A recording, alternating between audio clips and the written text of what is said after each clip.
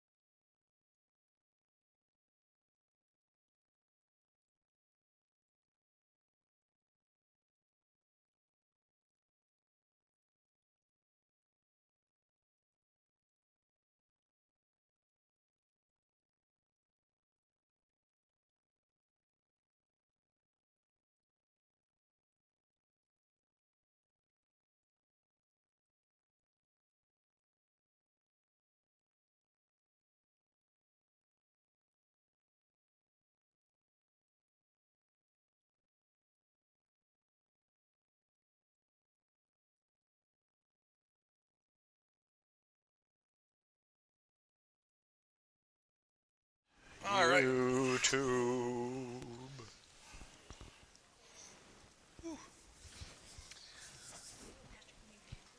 No, I'm all right. Thank you.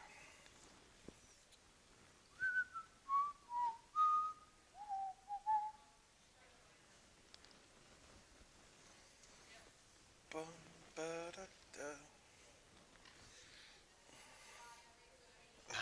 Oh, be-doo, be-doo, ba-ba-da-boop, What time is it? boop-be-doo. It is 11:23. So we should get started. We should, but I don't see us on YouTube. Yeah. Yes, I would say especially this week. I see us on our regular channel. I don't see us on YouTube. Where? Oh.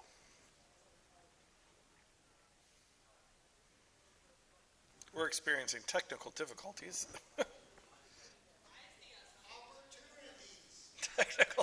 Technical opportunities. I like that.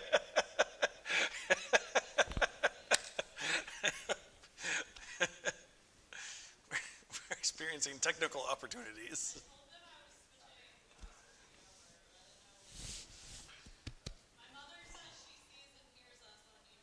Okay. I need your mom to come look at my computer.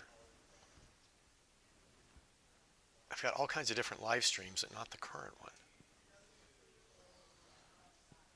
Might just have to trust. Yeah, but I need to be able to see people's questions.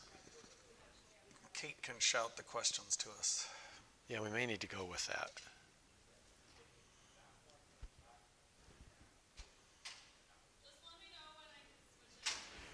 Yeah, just if you would, just ask the questions that people are asking. Kate? I know, Okay. but when it comes to it. When it does come to it. Yeah, because I can't see how many people are on or what questions or any. I'll have to figure that out later. Yes. All right, we ready to start? We are. All right, welcome everybody to live Q&A. This is Pastor and the Recovering Heretic. I am the pastor. I am the recovering heretic. Welcome. So, I'm Pastor Dave. Dan, welcome. I am non-Pastor Dan. Hi. Non-Pastor Dan. You could be a pastor, though, if you wanted. You can go to seminary. Actually, I don't know if Renee would like that. As it is, my spiritual quest drives her crazy. Did you know? Guess what I just found out? So, yeah, and I can finally see it. Kate, we're good. I can see the chat. Yay. Okay, we're here. Yeah. So we're. Yeah, I think so, because I didn't see anybody over on the other one. Oh, okay, keep them both going then. Keep them both going.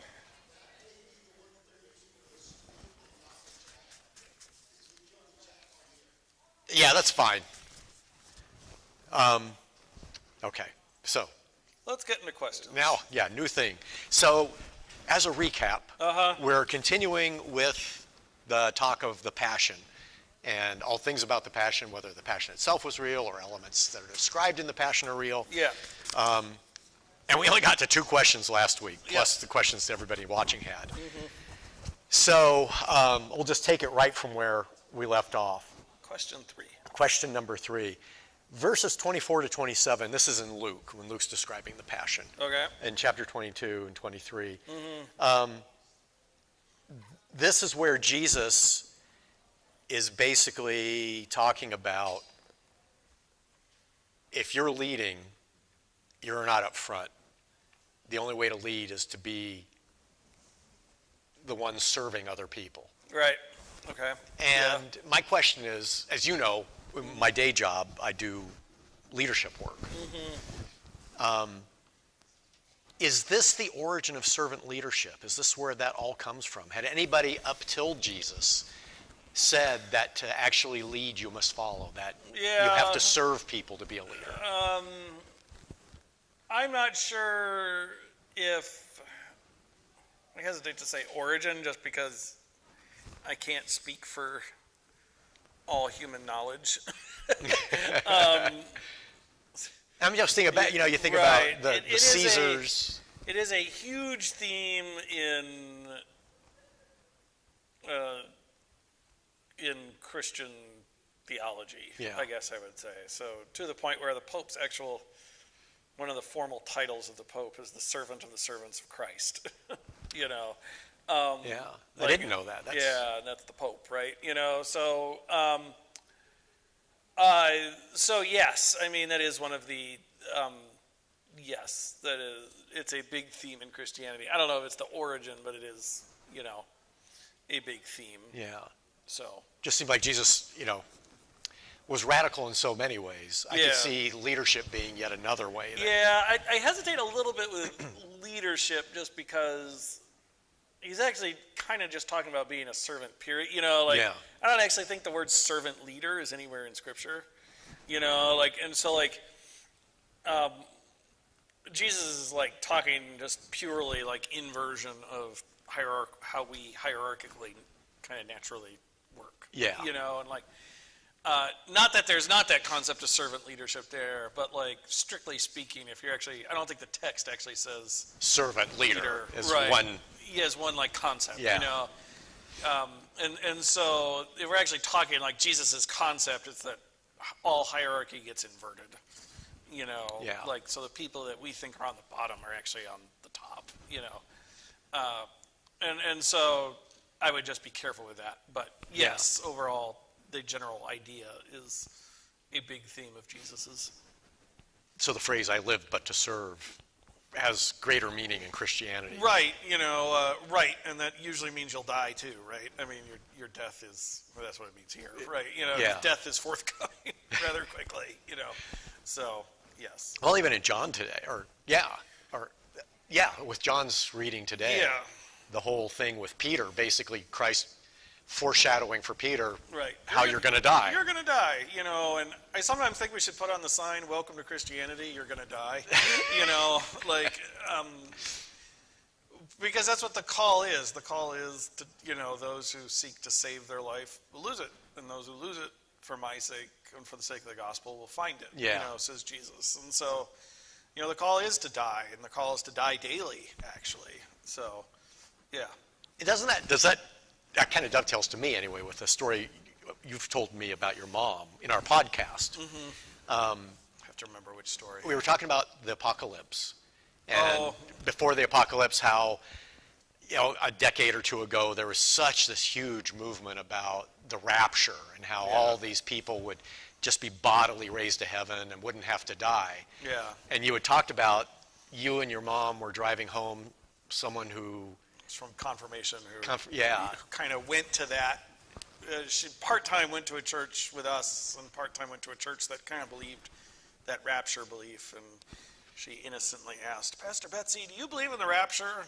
My mom, being my mom, this will make sense when you meet her, went, "No."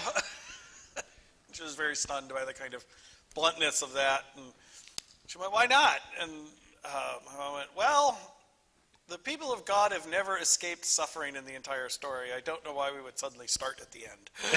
Yeah. But it's true. We never, the call of the people of God is to suffer. It's a suffering faith we're called to engage in. Yeah. Now that doesn't mean all suffering is good. There's kind of, there's the just random stuff in life that, I lost my job. That's not necessarily the kind of suffering we're talking about, but yeah, there is suffering involved, in this faith. I mean, we shouldn't dance around it. It's part of the call. Yeah, and I guess now that we're on YouTube, I don't have all the names down. SP 1977 says, get the negative out of the way, you will die. Right. And here's how to live forever. Right, yeah, right. I mean, I had another prof at seminary who used to say, Jesus promises no harm will come to you.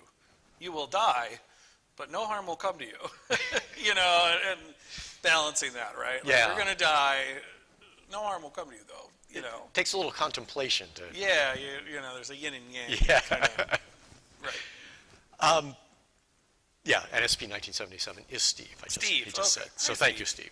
Apparently we don't have as long a delay on YouTube as we had on the other. Right. Christ says, you will sit on thrones judging the 12 tribes of Israel to the 12 apostles. Yeah. And so I get the parallel of 12 tribes of Israel, 12 apostles. But why would Jesus say that? What's to judge? And is each apostle responsible for one particular tribe? And then where do the Gentiles fit into this? This seems like a short-sighted phrase to Jesus right here, where he's still just only people of Judea will be saved, not Gentiles. I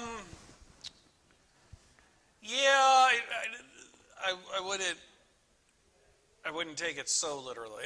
Okay. I guess I would say you're going to be in leadership position.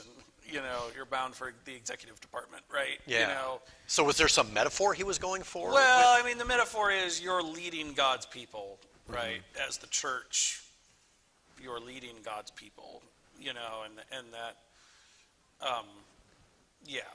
you're leading God's people, and as the church and as leaders in the church. Yeah.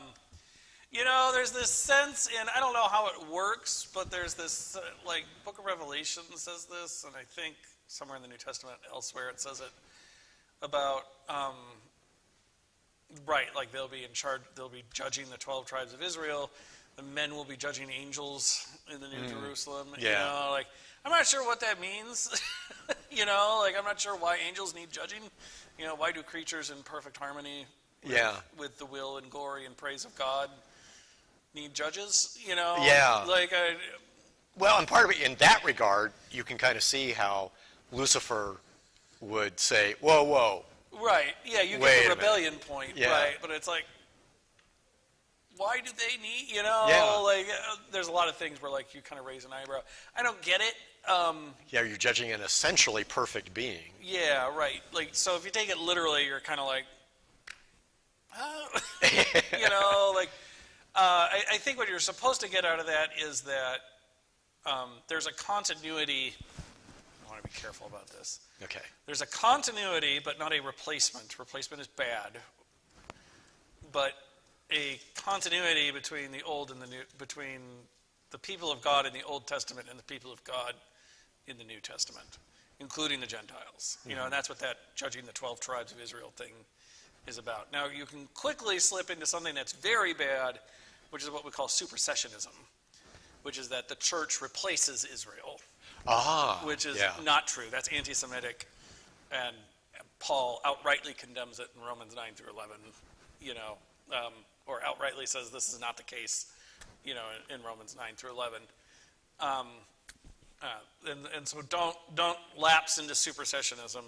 And Christians, unfortunately, we kind of lazily do this, the church is the new Israel, we replace Israel. It's like, no.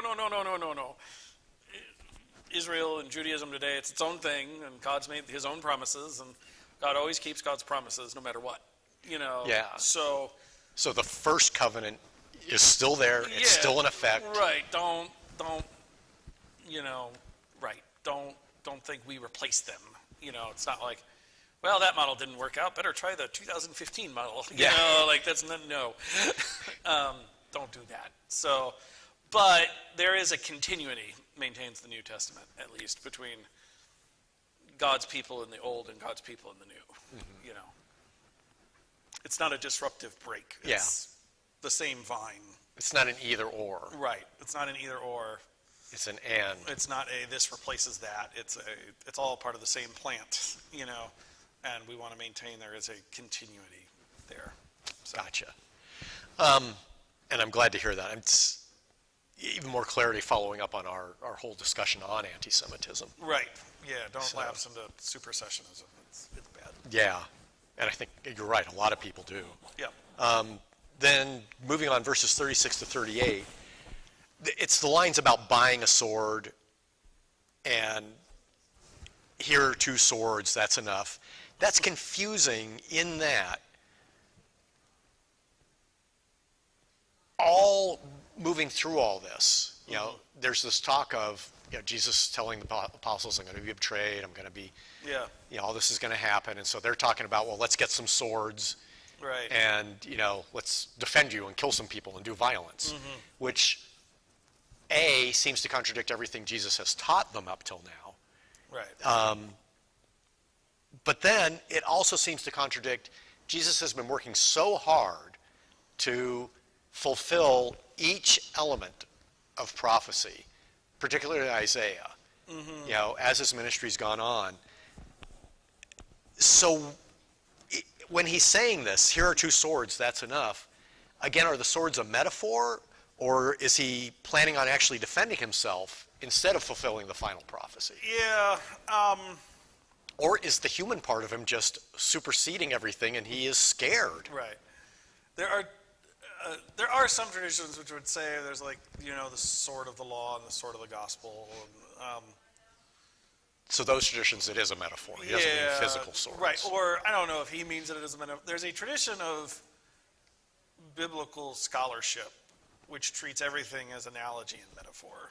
And so it will go out looking for, this is very popular with the church fathers, they will go out looking for any possible analogy and metaphor they can find. Yeah, so, So it's like the opposite of biblical literalists. Yeah, right. And so and in fact, Origen said, one of the church fathers, that the literal meaning is actually the least important meaning, Yeah.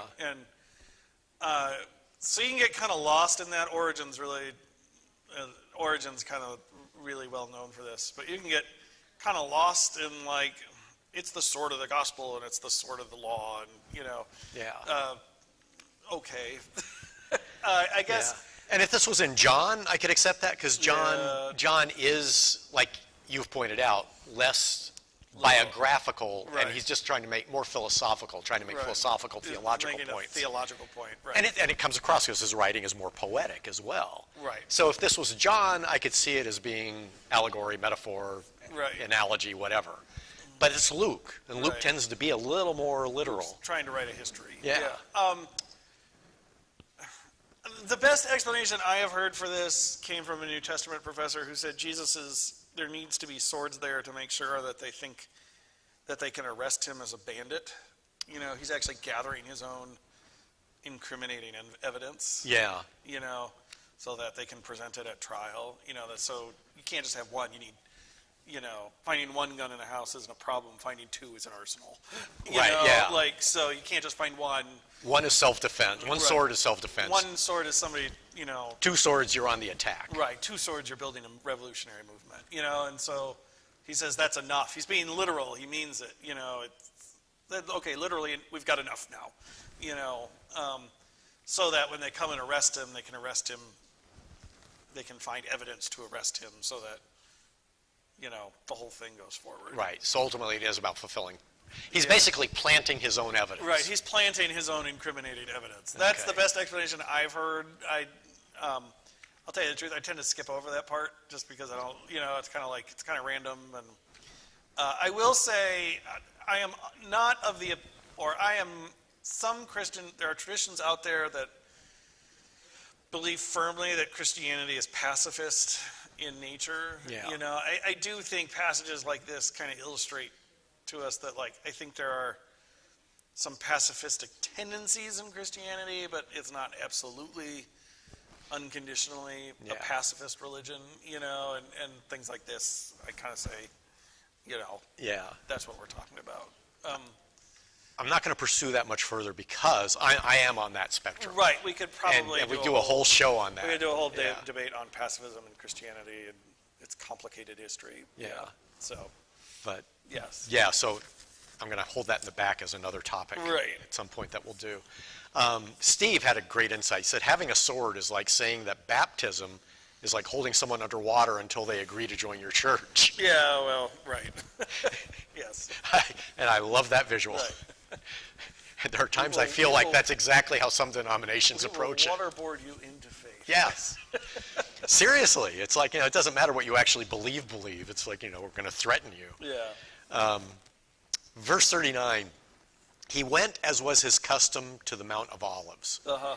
Now, what stood out to me on that was the phrase, as was his custom. Mm-hmm. Because with John, Jesus has been in and out of Jerusalem a ton, apparently. Yeah, but with the synoptics, it's like he's there as a baby, he's there as a teen, and then he's not there at all until the end of his ministry. Right. So that's implying, though, that he's been to Jerusalem before. The Mount of Olives is actually outside the city, so the modern walls, I think, enclose it, but the modern walls were built in the 1600s, by Suleiman the Magnificent was the Ottoman emperor, and Ottoman Sultan. And so when you look at the city today, you think, oh, it's inside the city, but it's actually not. Then it was outside. So so Jesus used to skirt the city limits in the past? Yeah, he seems to, Mary and Martha and Lazarus live in Bethany, and Bethany is kind of a suburb of Jerusalem, so he seems to, if you read Mark, he makes these really random back and forth, seems to kind of skirt it, in its outlying hinterland, and, then return back to Galilee in these back and forth movements, so you got to remember that it's kind of the opposite. Ancient world cities are kind of the opposite of ours, and that our typically our wealthiest areas are in the outskirts, they're the suburbs, and the urban core is poorer in some ways, but in ancient cities it's actually the reverse. The richer elements are within the city, and the outlying outskirts are poorer, and so he's kind of navigating the poor suburbs, it seems like, as he's. So the Mount of Olives would be on that, you'd be able to see the city, but you wouldn't be directly in it. You'd still be out among the poor. Yeah. That clicks. So he's still mingling with the poor and staying with the poor. Well, the Mount of Olives might be a retreat place for him, but when he does these outskirt trips, he's probably navigating the poorer suburbs. Yeah. Okay. Kind of thing. My epiphany of the day. Thank you. So Mount of Olives, I assume, like you said, was a retreat place. Was it fairly beautiful at that point, or quiet? It still is. It's quiet. It's got a garden on it. There's a Lutheran hospital on top of it now. It's actually owned by the Lutheran Church. So when Jesus comes back on the Mount of Olives, when Jesus comes back, he'll come check out the Lutheran ER. We've got first tickets. He's coming back on our property. The Kaiser bought the mountain when the German Empire was around, and so he bought the whole mountain. And then when the Kaiser left, it all got turned into, after World War I, got donated to the Lutheran Church, basically. He built a hospital on top of it. Yeah. And to this day, it's actually, the hospital is the primary hospital for the entire Palestinian territories. Really? Actually, yeah. Wow. Wow, I had no idea. Yeah, Lutherans actually were the only church, were the only denomination other than the Catholics and the Orthodox to have their own church within the old city, simply because the Kaiser, again, the Kaiser bought us one. They thought the Lutherans deserve it. So. Wow. Yeah. Okay. There's a Lutheran Church of the Redeemer, I think what it is, in Jerusalem, in the old city. So, yeah. Well, I'll have to see if Michael's still here, because that would move us up to number 3 on his list. Yeah. What is the time of trial Jesus references that he asks the disciples to pray they won't come into? There's a point where Jesus says, pray, get down and pray that you won't come into the time of trial. Yeah, it's the upcoming, will you be faithful to me, you know, like, you know, the old garden scene is Jesus saying, I don't want to do this. Can we find option B? Yeah. You know, and so he's saying to them, you better stay awake and start praying for this too, or you're not going to come away from the cross liking it any more than I am. You know, you should pray that you escape this moment and that God says yes to me, you know, when I'm asking for this. So, and he does it, and they all fail. And nobody comes, my colleague Chuck Peterson says nobody comes away from the cross looking good, you know, and he's right about that, you know, and it's a general interpretive thing of if you come away from the cross thinking to yourself, I'm okay, you have seriously missed the point, you know, because we all come away from it looking not so great, you know. Well, that kind of gets me to a big theological question, a BTQ. Okay. This is our one for the week, I guess. That very fact that Jesus is telling them, look, I'm scared poopless here. I'm literally sweating blood. Right. You should pray there's not we do something else. And he's going to them like, you know, you have no idea how much you should be scared. Right. You know. That seems odd for someone who is God, basically, right? Who is the Word, as John says. Right. If you are God, if you are a manifestation, however you want to phrase it, but one way or the other, you are God, you are holy. Why would you react in such a viscerally mortal way? I mean, all of the Gospels make clear that he is more scared than he's ever been in his life. Right. He does not want to die. He is afraid of dying here. Right. Or at least, I don't know if he's afraid of dying. Or at least the suffering of it. Right. So, and it was brutal. I mean, anybody who knew crucifixion back then, you know, we sanitize it. We say, and some of the versions of the Bible say whipped. Right. He was scourged. Right. Yeah. You know, his skin was literally being ripped from his body. Right. So it's huge suffering. But if he is God, because he's also human. I mean, he is 100% both. Right. Yeah. You know, I mean. But why can't he assuage himself, his human half, with his godly half, and say, I know I'm going to get through this? I don't know. I don't know that it works that way. I guess if I think about, we'll just think about myself. You know, certain knowledge that I will get through something has never ever comforted me. You know, that like if I'm really anxious about something, right, when somebody says, "Oh, it will be fine," you know, like certain knowledge that it will be fine actually does not like does not help my anxiety in the slightest, you know, and that's just my anxiety about who knows what, you know, the getting up and preaching every Sunday, you know, like I can't imagine what it's like to die the death upon which the entire universe will be is hinged upon. I didn't mean to get you so worked up. I know. To die the death that the entire universe hangs upon, you know, like literally, like the crucible of all of salvation for the entire creation, you know. Like certain knowledge that it's fine, just psychologically would do me little good in that situation. So at that point, essentially, godlike though he is, his human half is caving under the pressure. Yeah, and again, I don't. So saying they're halves. Well, and it's, you know, that gets into a heresy called Nestorianism. Yeah. Like, you know. Well, I am your heretic. Yeah, so, I know. Well, but I think this is actually really important to understanding Jesus. Yeah. Because he's fully both. You know, without mixing or dividing the substances. You know, like as the Athanasian Creed says. Yeah. You know, and so like he is 100% human and he is 100% divine. Yeah. You know, and so like. It's crucial to understand it this way because if you think about it as he's got you know, he's half human and his right side was all God and his left side was all human, you know. Then it'd be like Dr. Strangelove with one hand coming, Right. And like, if you think about it that way, then you think, well, couldn't his human half assuage, you know, his God half assuage his human half? Yeah. You know, but he's fully 100% both natures. Yeah. You know, and so there's not a moment where you can say, oh, Yeah.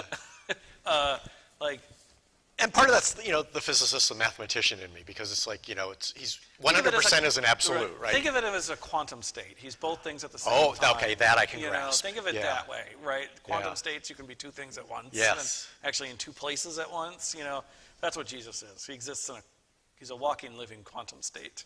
63 years, and you finally phrased it in a way that I get it Yes, he's both things at once. God, you finally spoke geek. Yay.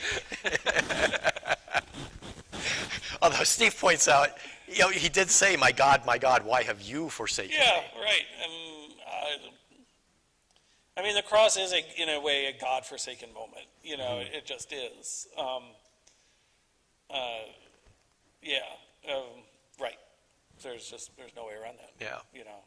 And we've got to end it there. We're at our time max. I'm liking how YouTube is working. So next week, everybody remember, we're just going to go straight YouTube. Won't be the old way at all. Okay. And we'll do that. And subscribe on the YouTube channel, because that way, if you forget, when we go live, you'll automatically get a notice from YouTube that the stream is started. Subscribe to the YouTube channel. So, and as always, ask your questions, and we'll get to them. I have more of these related questions, but I'm going to hold on. Okay. Because we got to get on. Time is marching on. The readings are marching on. The readings are marching on. We could do these for a while. We got 7 weeks of Easter, so yeah. We're only on. Well, I'll hold on to them, and I'll add on each week's readings. Right. Because there were some on this week's readings that stood out to me too. Yeah. So Steve, Brenda, Dot, ask your questions. Anybody else watching? We're always happy. In fact, I love it more when your questions come in. So. Peace, everybody. Have a good week.